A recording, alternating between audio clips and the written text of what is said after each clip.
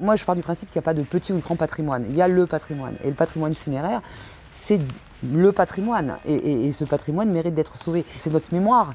Tous ces morts ce sont ceux qui ont fait notre pays. Et il ne faut quand même pas oublier, et ça c'est une phrase que j'aime beaucoup d'Ernest Renan, qui dit « Une patrie est composée des défunts qui l'ont construite et des vivants qui vont la poursuivre, quoi. » Je pense que la mémoire collective et le respect des vivants, c'est d'abord le respect des morts.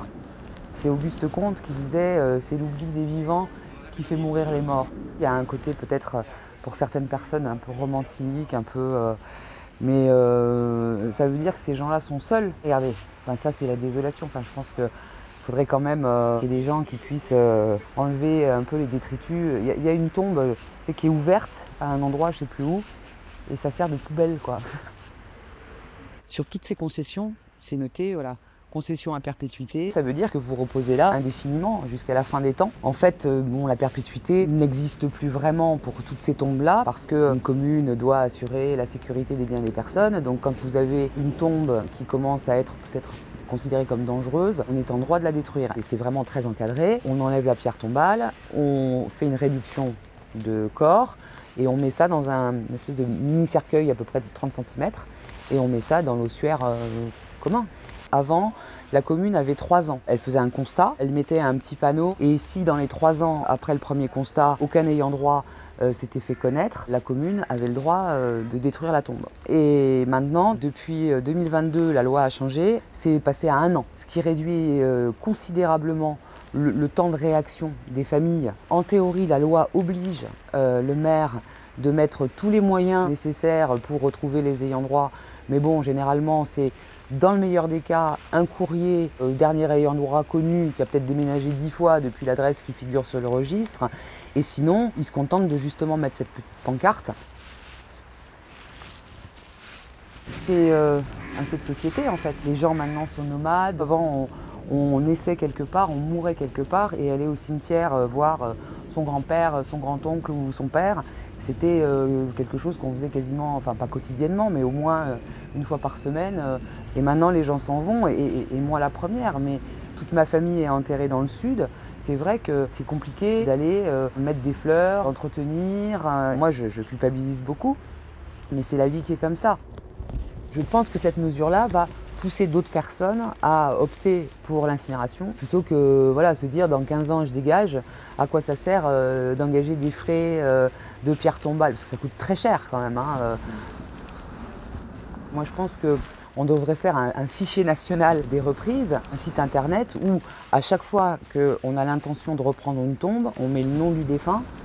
On aurait pu commencer déjà pour les soldats, parce que y a quand même énormément de soldats qui n'ont pas été enterrés dans des carrés militaires, et tous les ans, il y a une grande quantité de morts pour la France dont les tombes sont détruites et qui finissent à l'ossuaire. Déjà, une tombe, en général, c'est toujours très difficile, mais en plus, un mort pour la France, qu'on va mettre comme ça dans un ossuaire, je trouve ça parfaitement scandaleux. Après, si les gens ne vont pas consulter les sites internet, c'est leur problème.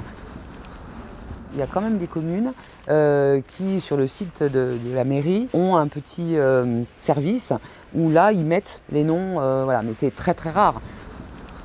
Il ne faut pas oublier non plus que parfois, les défunts, surtout ça se faisait beaucoup au 19e, laissaient de leur vivant une somme extrêmement substantielle à la commune pour qu'elle entretienne leur tombe. Et elles ne le font pas, c'est pas suivi, il n'y a pas d'entretien particulier.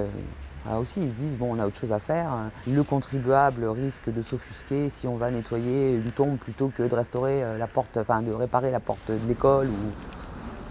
On n'entretient plus au niveau de la végétation, avec toutes les normes écologiques. Mais cette nature qui reprend ses droits, c'est quand même un peu un danger.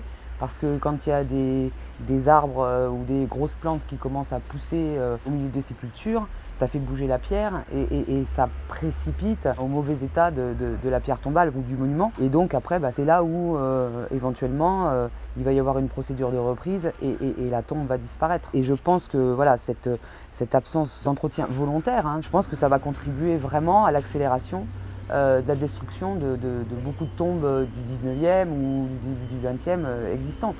Ça sera un prétexte pour relever et pour enlever et pour laisser de la place. Il y a un peu plus de 600 000 personnes qui meurent en France chaque année, donc il faut bien les mettre quelque part. On estime à 200 000 le nombre de tombes qui font l'objet d'une reprise chaque année en France. Et malheureusement, si vous n'êtes pas un ayant droit du défunt inhumé dans cette concession, vous n'avez pas le droit d'y toucher. Nous, par exemple, si on a envie de faire un chantier bénévole et aller nettoyer et restaurer des tombes qui sont en déshérence, on n'a pas le droit de le faire, sinon c'est considéré comme une profanation de sépulture.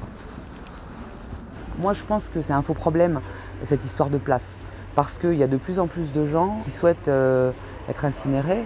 Je crois que dans les années 80, il y avait simplement 1% de la population qui souhaitait être incinérée.